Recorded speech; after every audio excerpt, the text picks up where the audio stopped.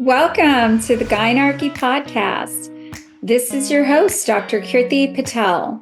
Here, we place women's health and feminism front and center where they belong, engaging in conversations that range from the fundamental to the fearless. With insights from expert guests, we aim to break through the barriers of the patriarchy and envision a new world led by the Gynarchy. So let's get started and dive right in. Welcome to the Gynarchy Podcast. This is your host, Dr. Gynarchy Patel. And today we're going to be speaking about a very interesting topic, the sex ed crisis, with sex educator Danielle Bezalel. Danielle, also known as DB, is the creator, executive producer, and host of the Sex Ed with DB podcast, a feminist podcast that brings you all the sex ed you never got. And she especially centers the LGBTQ plus community and has BIPOC experts. Danielle earned her Master of Public Health with an expertise in sexuality, sexual and reproductive health from Columbia University. And Danielle is from Oakland, California. Welcome, Danielle. So nice. Thank you so much. You're welcome. It's so nice to have you on. Can you tell my audience a little bit more about yourself? I want to hear how you got to doing this fantastic podcast. Absolutely. Yeah. Thank you so much, Dr. Patel, for having me on. It is an honor to be here.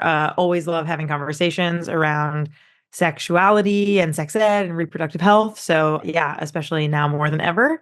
How I got into this work, my mom is an OBGYN. Actually, she is, I think she's going to be retiring next year, which is kind of crazy. She's been an OBGYN for over 30 years.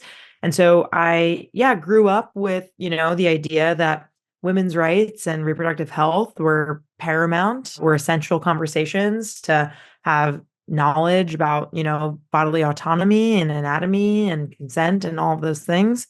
And I just was very inspired by the work that she did and didn't quite want to become a doctor, but wanted to kind of deepen my knowledge around sexual and reproductive health. And that's why I went to Columbia. And, back a couple of years before my master's program, I started the podcast kind of off the back of the first Trump presidency, Really? 7.5 years ago. That inspired you? Yeah. A little bit. Yeah. I think, I was feeling at the time I was 24 years old and feeling like very afraid and wanting to take action. And it felt very tangible to create a sex education podcast. And so originally, the last thing I'll say is that I'm from Long Island, New York. And so growing up there, my sex education was, okay. Like I learned about STIs and we had kind of like, nutrition and drug and alcohol education, but like nothing about pleasure, nothing about consent, nothing about relationships in a meaningful way. And so me creating the podcast was kind of in response to all of it, right? Like my bad sex ed, my mom inspiring me, the Trump presidency and more.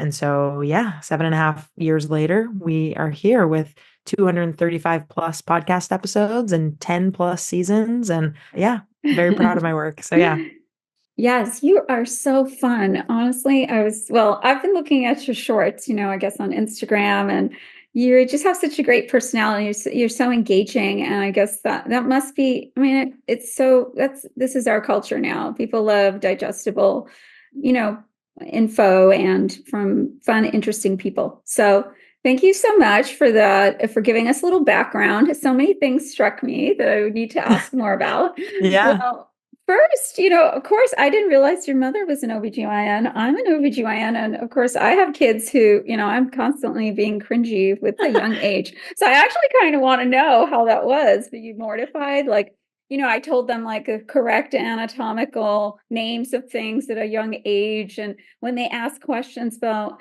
where babies came from, like I really told them. Yeah, totally. Which I think is so great. And like, keep fighting through the cringe because your kids will be happier when they're older.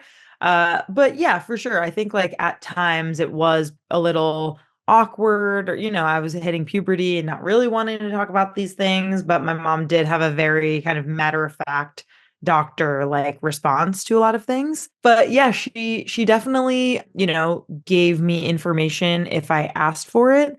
I do think though, when she was a kid, her mom, my grandma at the time was like, oh, just go to the library and check out these books. Like she didn't teach her anything about it. And so I am grateful that my mom did teach me more than the average mom, definitely. And like she was a wealth of knowledge that I could just kind of go to. And even to this day, I'm in my 30s, and anytime one of my friends has maybe a yeast infection or has a fertility question or postpartum question, like I just ask her and she's always open to sharing information. And yeah, as a kid, even though it was cringy, I think I still knew then that like it was important and it was good that I had her. Okay, good. So you were not obviously doing really well and you were not traumatized with too much info. No, I don't think there's such a thing. Yes, that's true. So has your mother ever been on your podcast? Yeah, she actually comes on every season. And so Oh. she's a 10 timer, kind of like a 5 timer at SNL, but a 10 timer of Sex Ed with DB.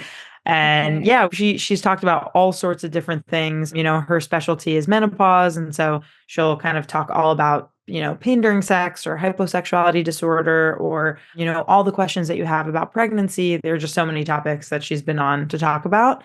And yeah, right now in the podcast, though, we're switching gears a little bit and we are doing a mini series called Rom-Com Vom. It is exactly what you think it is. And the one-liner is that in every episode of Rom-Com Vom, we go under the covers with a beloved rom-com. We strip away its hidden toxic messages and we rewrite the script on love and sex. Love that. And so that's kind of our focus at Sex Ed with DB right now, to make some sex ed content more approachable, kind of through the lens of the beloved rom-com. Oh gosh, I need to go find these podcasts with your mom. And actually, I'm going to hit you up and ask you to introduce me so I can have her on. Totally. She would love that. So something that was relatable in when you were telling me about your background was, okay, I grew up in Jersey, but nice. New York, tri-state area, right? Right. So, and yes, the sex ed was bad. In fact, I don't even remember getting sex ed. And I'm like, did my parents not sign the permission slip? Because you had to get a permission slip signed. Or was I sick? Like, how did I miss it? And I missed very little school. So that was kind of strange. I don't remember anything. And okay, this is TMI, but Never. I'm in an Indian culture. I come from an Indian background. So they are very much, not telling you about my mother just never taught me, and it's, not her fault. It's just the culture is very, repressed. And so I was told nothing, and I kind of heard about what periods were, and I got my period at the end of school. Like, I don't know, before the bell was ringing, thank God, because I did come home and then went to the bathroom and I thought I was going to die. Okay.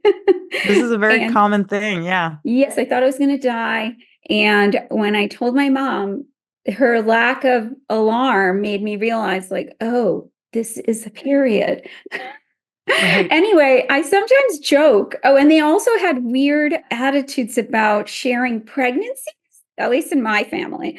Like, I guess it was an admission that this woman had sex, I guess. I don't know. Right. To tell me, proof. I'm like, it's proof. Yes. I'm like, why is auntie's, belly getting bigger? And I knew, but she wouldn't tell me until like it was really very obvious.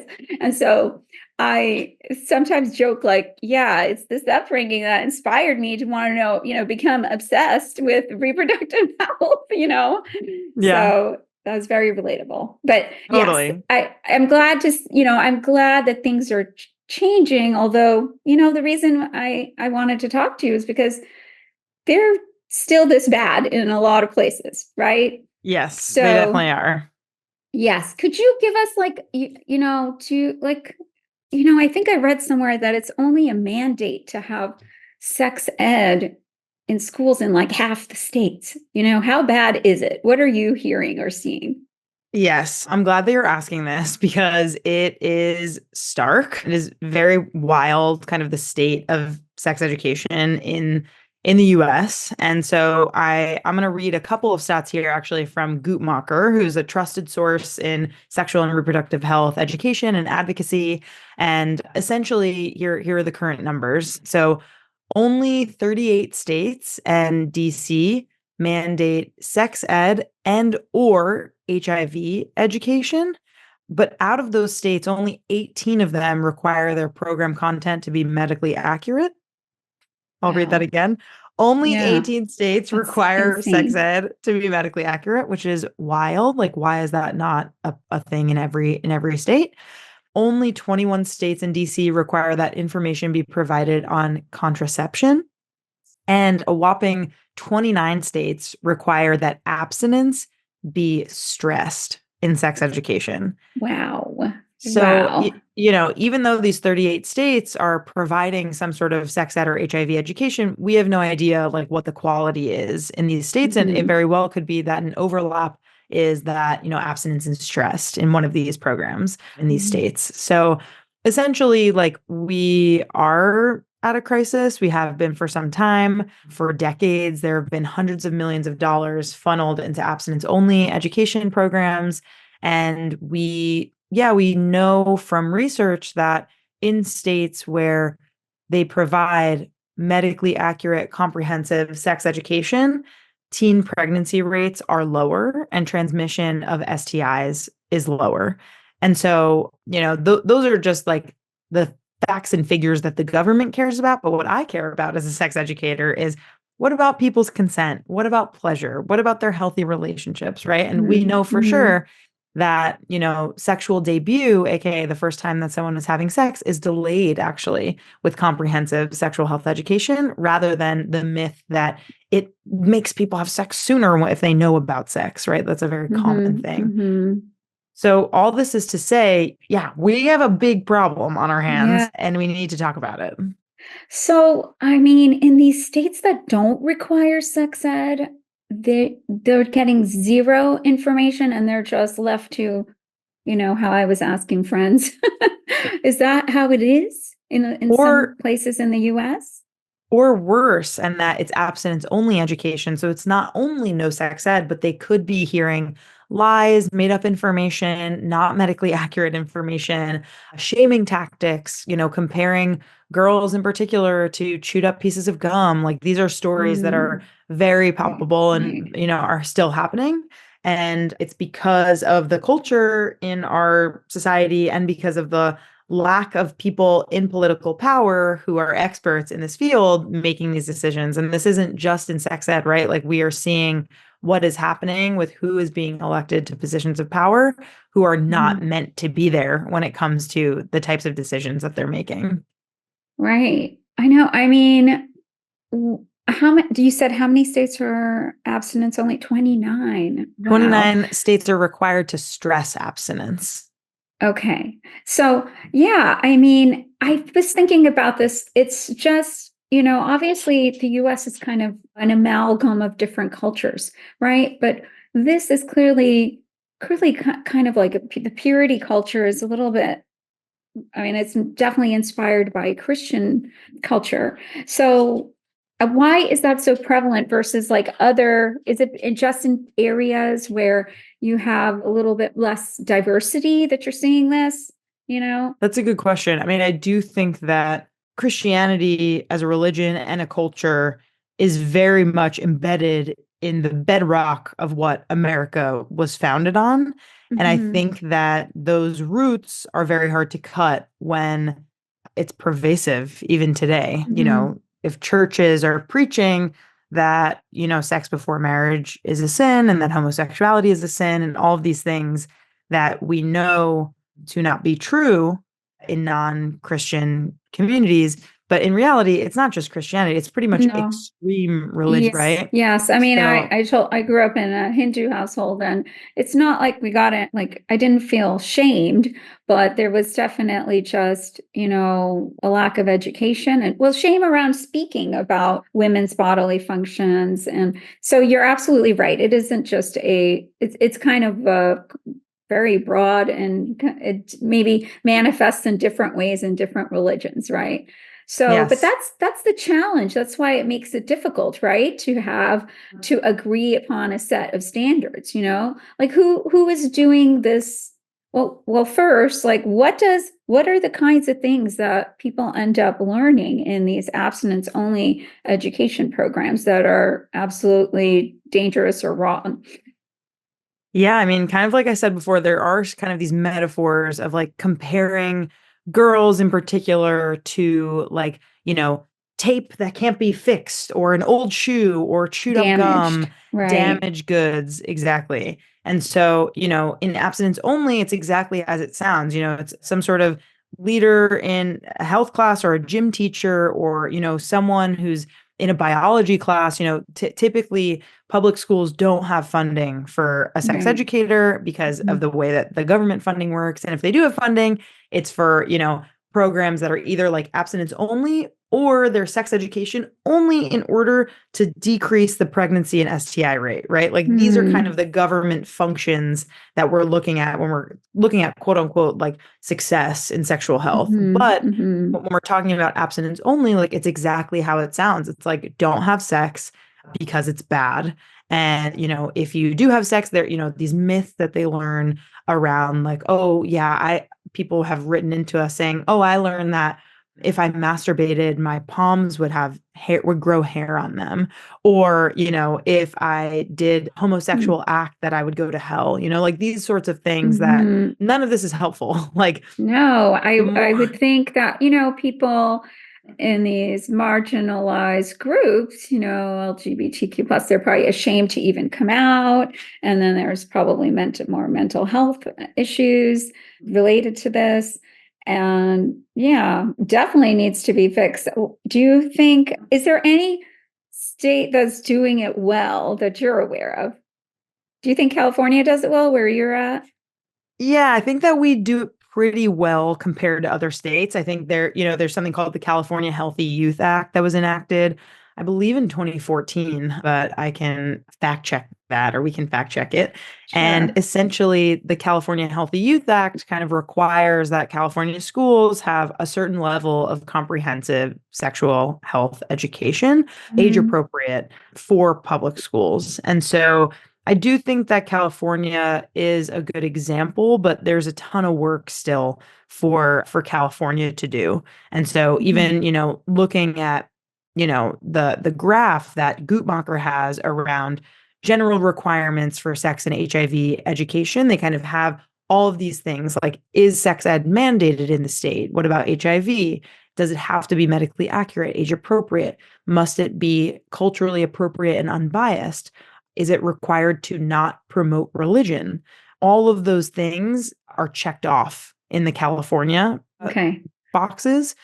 So I think like because of that, and if I'll send you this graph and you can share it with your followers and with your listeners, there Okay, aren't thank that you. many, yeah, there aren't that many other states that require all of that. Surprisingly, I'm looking at this graph and it looks like Tennessee is is part of something that checks all that off. However, it can promote religion. So you're seeing these like subtle but Mhm. important differences in Right, these right. various states.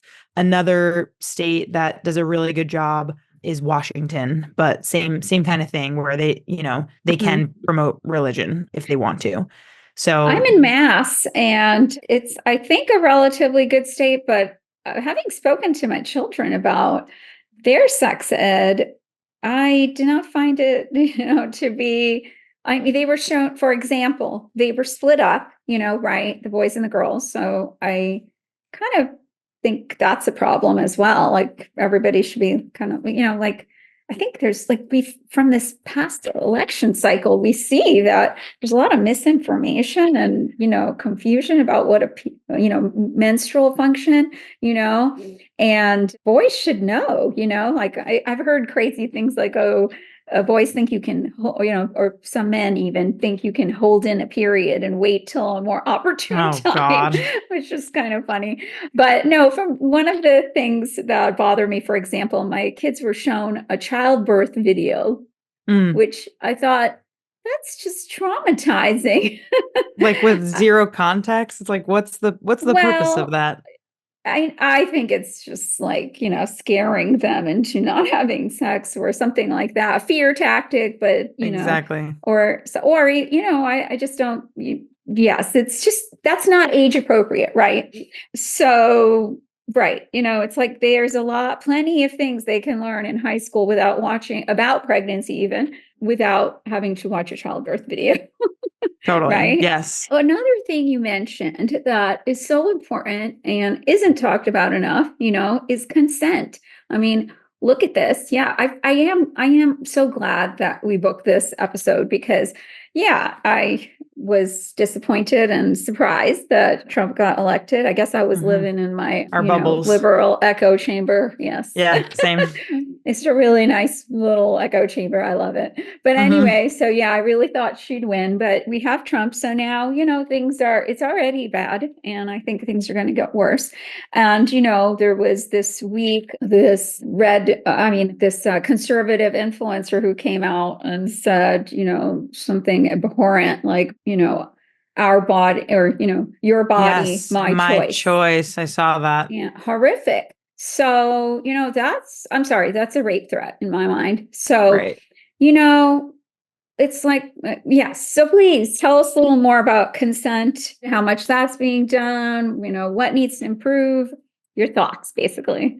Yeah, I mean, I'd love to just start out with the anger that makes it okay for someone to say that publicly and have millions and millions of views and followers and kind of zero consequence. I think like that is violence, that is dangerous. That kind of rhetoric should really not be allowed. And so I just want to really share the anger and frustration from I know. And rhetoric you around watched that. the video, right? It was like he was saying it gleefully. And he's this person that these young men look up to, Yeah, it's it's infuriating. very dangerous. But yeah, I think that like, you know, the ultimate thing that I feel like is important that young people in particular, learn about consent is that, they should feel empowered to not only say what they don't want, but to say what they want in sexual situations. And that's why, teaching young people about masturbation and around figuring out what they like in their own bodies before they share an experience with someone else's body and that person shares their experience with them. It's critical to know like what makes you feel good, what makes you feel bad, what are the circumstances during which you are interested in having some sort of sexual experience with someone, what kind of trust is required, respect, what responsibility comes with a sexual act. And so I think, looking at this chart, like plenty of states do not prioritize or mandate, consent education. I think we, read it before, and it's really abysmal compared to what needs to be required. The number is actually 10. 10 states require the importance of consent to sexual activity to be covered. And it's got to be all of them. It's got to be, so everyone important. should be learning. Yes. I mean, I feel like we do live in a place the whole world is, has this problem, but, rape culture and just these attitudes about women's bodies and, even this discourse about just birth rate discourse and all this stuff, it really angers me a lot because it's like we are not, and like men having this discussion, as if our bodies are just, property basically, right? Oh yes, Right. and I don't know if you saw that, of course, he got elected, and I think there was a Texas college where men were outside with posters, saying Women are property. Yes, which We're is unfortunately nothing. algorithm, which is sad. Yes, It's I got to be know. bad for our mental health. I mean, what could these messages even, we are professional people. A lot of people listening here, you are professional people. Like, I'm sure there are a lot of women who listen to this. Like, I just want to name that this is like very unfair and like very much frustrating experience for everybody. It's honestly scary. I mean, people are, I see women and girls retweeting that, your body, my choice with like pictures guns. I feel like Right. gun culture is going to increase. And like now there's self-defense videos, which I retweeted, and, Yeah. tasers and all this Right. stuff. It's like, my God, you're increasing sexual violence, with it's so irresponsible. It is scary, scary times. Yeah. So, yes. And I guess another thought, about what you're saying, like I feel, I have young people in my life, and I follow lots of feminists and young women. And I do kind of feel like there's this, of course, this is going to increase mental health issues right now. I mean, I've even heard there's increase in suicides after he got elected, which is really horrific that someone would take their life but just feel so down about the future that they would do that. So I feel like this is, another reason to have these conversations, people who and try to paint a more positive light, and give the info that people need, be kind of another resource they can turn to, right? And not and Yes. feel like that someone's there supporting them, right? Totally. While we can't trust people in power. So Yeah. anyway, yeah. So another thing I find interesting is, that I kind of feel like we don't start, like, why is sex ed just, even when it's done well, or they try to do it well, we just start in, like, there's a class in high school or something, right? And I like what you mentioned, age appropriate education. And like, when do you think this should start? I mean, I think, of course, like I mentioned anatomy when they were little, so to me, I kind of feel like it should just never be off the table. But like, do parents start that? Should start in school? What age? What do you think that looks like? Yeah, this is a very common thing. I think like there is a fear from people about like over sexualizing children. And the reality is that kids are curious and they have questions, and parents and caregivers need to be prepared to answer those questions in a way that those kids will understand. So the answer that I give, actually comes from the two hosts of the Puberty Podcast, and their names are Vanessa Kroll Bennett and Dr. Kara Natterson. They, mention that you should be prepared to share, health, age appropriate health education with your kids as soon as they start asking. But it is also your responsibility to figure out where that question is coming from. So if a kid is 4 years old and asking, where do babies come from? Do you really need to, go into every single detail? Like, no, you can share, babies come from two people, and, this is exact when someone with a sperm, meets someone with an egg, then over time a baby grows. Like it is pretty simple. Like when you think about reproduction, you Right. don't have to Right. share every single Sure, detail. gory detail. Right. No, Right. You don't yeah, need I to didn't show do them that pictures. either. Agree. Yeah. Agree. I did not do that. I just, Yeah. simply. Right. Exactly. Just like you said, when kids are young, when you share information about their names of their anatomy, like that is your nipple, like that is your vulva, that is your penis. Like there should be information that is shared with our kids that is just that information, with no judgment or awkwardness, just because there's also research that shows that if youth know the names of their body parts, they're less likely to be, sexually assaulted, because they're more likely to say, hey, actually, these are my boundaries. This is a private area, etc. So like Right. And that's part of critical. education, is knowing that these are private body parts that people Absolutely.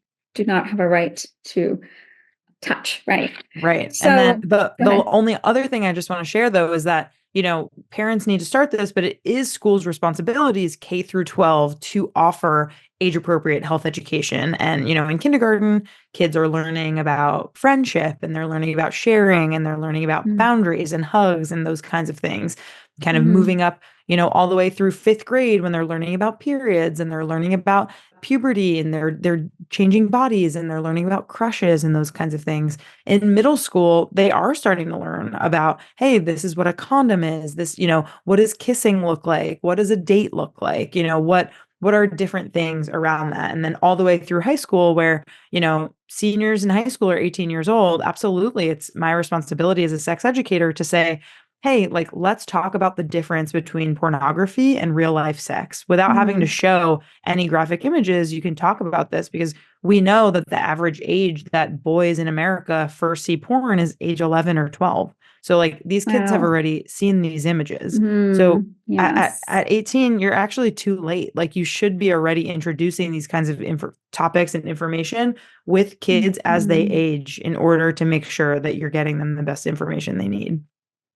Okay. Yeah, I agree. So, I see so many gaps. Like that is a good point. I do think that now in this information age, kids are being introduced to things they may not be ready for and a little too soon. And, I do think I think that it is a good point that parents do have to get comfortable talking about these things.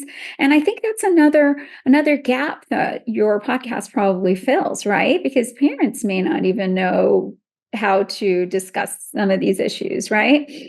I feel like as a gynecologist, the gaps I see are like women not knowing about their bodies, like Mm-hmm. anatomy. So that's sometimes, as a doctor, it's kind of tough to do a visit, maybe for birth control or something, or STIs or, testing or just to do teaching as well. So I think that's another reason I enjoy doing this. I do love to teach. It's just we're given such, it's such a time crunch that it's hard to do all that teaching. So I find it a little shocking sometimes in high school, like, answering things that I think that we should be teaching earlier. And I also think it's Mm-hmm. just dangerous, like the birth control info. There's a lot of, what do you think about that? Like, I feel like there's a lot of misinformation now about birth control and women coming in or girls coming in and being afraid of birth control? Totally. Yeah. We actually did an episode on Sex Ed with DB recently about the rise of anti-birth control influencers. Oh, And, definitely happy to send that over in case it's helpful for you to share that with your patients or, what have you, yes. because it definitely is a problem. And I think that, other people like the loud minority, like people who have experienced birth control issues. And I'm actually one of those people as a sex educator. I have throughout my life, for over the course of 10 years from like age 16 to 26, I tried like 11 different birth control options Oh, because wow. I was someone who just like had really bad side effects on various kinds of the Mm, pill. I tried the IUD, I tried the Depo shot, I tried the NuvaRing, like all of these, birth control methods had a hard side effect for me to deal with. mhm, And mhm. even as a sex educator who knows the research and an MPH and someone who really cares about getting medically accurate information, right? Like Right. people have hard experiences and they want to talk about them. But I do think that a majority of people have really wonderful experiences on birth control. And, we need to be paying attention to scientists and researchers and experts and doctors who study it in order to make decisions about our health. And the Yes, reality is yes, like, yes, birth control is kind of a trial and error kind of thing. Like you won't know how it yes. impacts your body, your mind, your experiences until you try it. And so I do think that it's a hard thing. And it's like, again, once again, patriarchy strikes back. Like it is Yes, the person with the yes, uterus's yes, responsibility to make sure they are being safe. But yes, the final thing I want to say on that is like, let's talk about condoms. Like, if you're someone who yes. is having sexual intercourse and you have a vulva and the person you want to have sex with has a penis, like, it is hormone free, cheap, easy option to use Mhm, condoms if you want mhm, to mhm. have protected sex and decrease the chances of STI transmission and unwanted pregnancy. I just think that condoms have been around for decades and they are kind of Yes, seen yes. as like the responsibility of the man or what have you. And I just think that like women need to be also buying condoms and using them. I think that's a great, yes, exactly. Because people are doing, I mean, I feel like with this rise of birth control misinformation or disinformation, whichever one it is, more people are telling me they're just, doing pull out method, which is basically, I don't know, kind of Russian roulette. Right. And so I then start, saying, okay, so you're okay if you got pregnant, right? Maybe you should start prenatal vitamins because the failure rate is quite high. And Right. then I'm one of these people, though, so you had to do the trial and error with 11 different birth control methods, but Mhm. my personal experience with birth control has been excellent. I was on the Right. pill for decades, and then I've been on the Mirena ID for decades. Mhm. I mean, that one's just worked beautifully, Yeah, and and it now works for a lot of people. yeah. But I'm on the same page with you. I do tell patients, like, it's not forever. Maybe you try something, and then see if you have a side effect, because many people tolerate these methods very well without side effects, without and then I think it is good to, like, find out, well, what did you hear about it? What did you hear about it? Let me give you my opinion. Yes. So, okay, we are running out of time, so I want to get to a couple of things. So, Yeah. one, I think we're behind developed countries with the sex ed. I've heard that there's some really great models that we could model ourselves after. And I'm sure you've probably heard about this. And what does that look, where is that? And what does it look like? Since I'm an expert in the US, I mostly focus on the US, but my understanding is that Scandinavia, Denmark, Norway, Sweden are countries that, it's more common to talk about sexual and reproductive health, to have it embedded in schools. I'm sure that their transmission of STI rates is lower and unwanted pregnancy is lower. I'm sure that their, attitude towards abortion is different, and they see it as like a woman's right to choose. And so I do think that, yeah, those countries are examples of better sex education. Mm-hmm. Yes, I agree. I have heard those things. Their statistics are much better for those things, like lower STI rates and lower teen pregnancy rates, like you said. And it seems like they're doing a lot of things right. I've also heard just their system, their safety net is better for people there. They have, I think, universal health, more what we should have here, like universal health care, and poverty rates lower. So I wish we would bring some of these ideas here. And it's really a shame that, as such a powerful country that we are not following their lead, right? It's embarrassing to be behind all these other developed countries. And frankly, some places in the US, our statistics are like, developing countries, or, so very bad stats. And I love that your podcast is filling this gap for, and educating. What is your audience, actually? So it's not just young people, right? It's adults as well, right? Definitely. Yeah. I would say a majority of our audience is like 25 to 45-year-old American women. We do have men listening as well, but I would say a lot of our topics kind of veer more towards women's rights, women's issues, women's health. Oh, okay. And, like, are there some topics that are very popular? Like, people have, request a lot? Definitely. People really love to hear anything and everything about pleasure, orgasms, masturbation, things around kind of like queer identities and journeys, pretty much anything around, long-term relationships and, what it means to keep the spark alive. We've had Dr. Emily Nagoski, and she talked about, her 3 secrets to a thriving sex life. Like, those topics are definitely really interesting, but the through line for sure is pleasure in a lot of these conversations. Oh, okay. And it sounds like you have a very diverse audience then. That's great. And I read her book. She's wonderful. I'd love to talk to her. Yeah, she's So awesome. I'll have to invite her someday. Yeah. So I did get one audience question. Oh, great. It's a comment, a long comment, actually. So I'm going to read it. And I don't necessarily agree with the opinion here, but it's a person's opinion and a question for you. So I'll read this now. So, and I don't know if it's exactly on topic, but it's interesting. So I think it's worth talking about. Let's see. Well, no, she does talk about abstinent, or she or he. Okay. So the audience, the name they gave was CCATL, says a lot of adults' understandings of sex relies on the assumption that monogamy is a safer way to be in relationships, and that monogamy offers better STI protection than alternate models like polyamory. The consequence of this ill-formed assumption is often women in monogamous relationships don't test regularly or protect themselves in ways they might if they weren't relying on the assumption of monogamous behavior from male partners.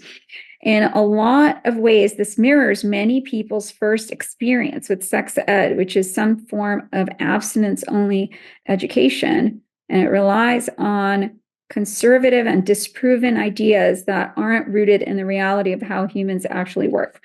Much like teens are going to experiment with sex, no matter how much you lecture them about teen pregnancy, people are going to desire other people and even cheat, no matter how committed society claims to be to monogamy in theory.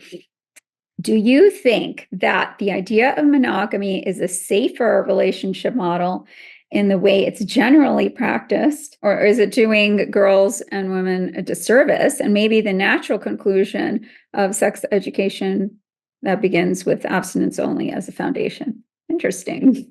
There's a lot of different ideas here. I mean, I think yes. I'll speak to the idea of monogamy first. I think what this person is kind of pointing out is that, like, typically in monogamy, if you're only kind of aiming to be with one person for theoretically the rest of your life, then the likelihood of you contracting or transmitting an STI is quite low, considering if you're not going outside of the relationship. That being said, a lot of STIs, HPV, for example, like could be dormant, or herpes, like maybe you are a carrier, but you have never, had a lesion, etc. You can get an STI from your partner, even if it's monogamously. I would say it is statistically, I'm sure, less likely to get an STI from a monogamous partner than if you are having sex with multiple partners throughout your life. And if you're opening up your relationship, or if you're in a polyamorous relationship. I'm not sure that I understand the tie to the abstinence-only education. I don't think under any circumstances abstinence-only education is better for anybody. I think everyone should have abstinence as a choice and information about what that means if you want to stay abstinent. But most people in their lives have sex at one point or another. So I think that it's most important to give people options around monogamy, around polyamory, around what sex with yourself looks like, what it looks like with others.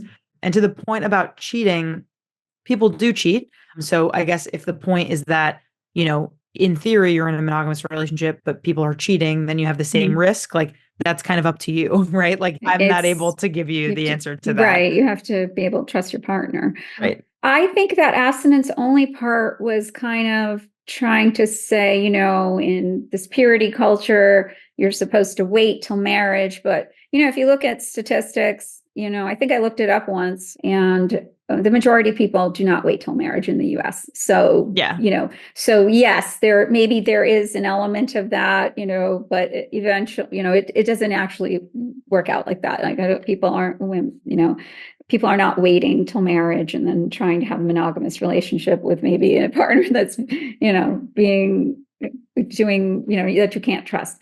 So yes, I mean, my concern I agree with you. I think this person was also trying to say maybe that STIs are going to be tested more, perhaps, and that's safer, tested for more often in a polyamorous relationship. Maybe that's safer.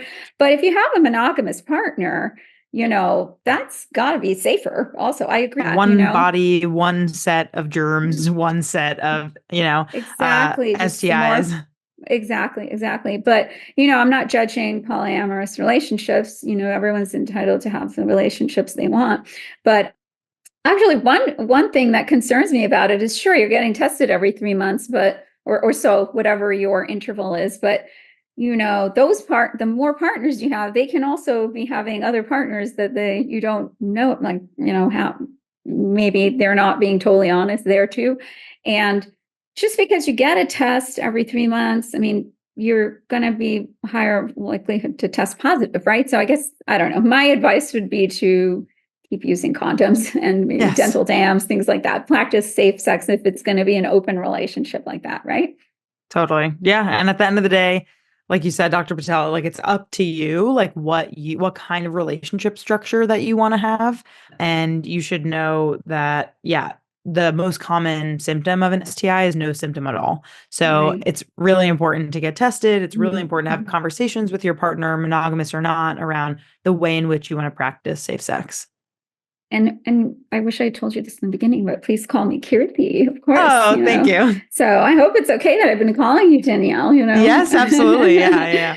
So, one other thought about polyamory. The other thing I'm kind of interested in your opinion on this. Like every time I've seen, a patient, or a lot of times when I see these patients, the thing I get concerned about as a feminist is that the structure is often like two women and a man versus, I have patients here and there with two male partners, but more often it's two women and a man.